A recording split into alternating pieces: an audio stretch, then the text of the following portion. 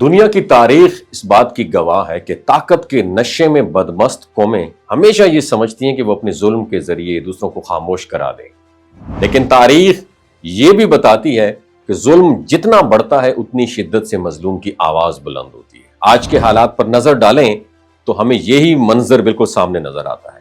Israel अपने मंसूबों के साथ आगे बढ़ रहा है और बाकी दुनिया तमाशाई बनी बैठी है। बड़े बड़े इदारे, ताकतवर ममालिक और आलमी कवानीन सब बेबस दिखाई देते हैं। कतर पर हालिया इजरायली अटैक ने पूरी दुनिया को यह सोचने पर मजबूर कर दिया कि आखिर आलमी कवानीन की असल हकीकत क्या है। वो कतर जिसने हमेशा सालिस का किरदार अदा किया, चाहे अमेरिका और अफगान तालिबान के मुज़ाकरात हो या फलस्तीन के मसले पर अमन कायम करने की कोशिश हो, इसी कतर को टारगेट बनाया गया। और हैरत अंगेज बात यह है कि आलमी बरादरी की जानिब से ज्यादातर रद्द-ए-अमल सिर्फ मजम्मती बयानात की शक्ल में सामने आया, जबकि अमली तौर पर कुछ भी नहीं किया गया। कतर की क़ियादत लीडरशिप शेख तमीम बिन हमद के हाथों में है, जिनका ताल्लुक कबीला बनु तमीम से है। ये वही कबीला है जिसके बारे में नबी अकरम सल्लल्लाहु अलैहि वसल्लम ने इरशाद फरमाया कि ये लोग दज्जाल के खिलाफ डटे रहेंगे। और यही निस्बत एफिलिएशन कतर को एक यूनिकनेस देती है।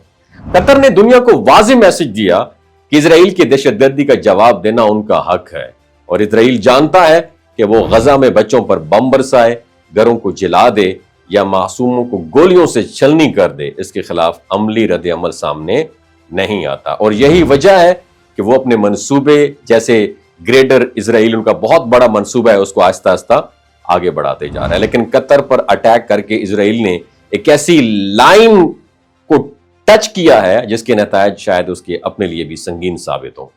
अरब ममालिक की खामोशी लम्हे फिक्रिया है। अगर वो यूं ही बयानात तक महदूद रहे तो कल वो भी इसी आग की लपेट में आ जाएंगे जिसे इजराइल आज दूसरों के घरों में लगा रहा है। फर्क सिर्फ यह है कि कतर की सरजमीन पर वो लोग लीडर हैं जो गैरत, ईमान और अपनी तारीख को कभी नहीं भूले। मुझे यकीन है कि कतर अपनी मज़ाहमत जारी रखेगा और उसकी ये इस्तकामत उम्मत मुस्लिमा के लिए एक मैसेज होगी कि जुल्म के सामने झुकना नहीं बल्कि डट जाना असल ताकत है। वमा अलैना इल्लल बलागुल मुबीन। ये जो गिलगित बल्तिस्तान के लोग होते हैं ना, इनकी एवरेज उम्र 90 साल से भी ज्यादा होती है।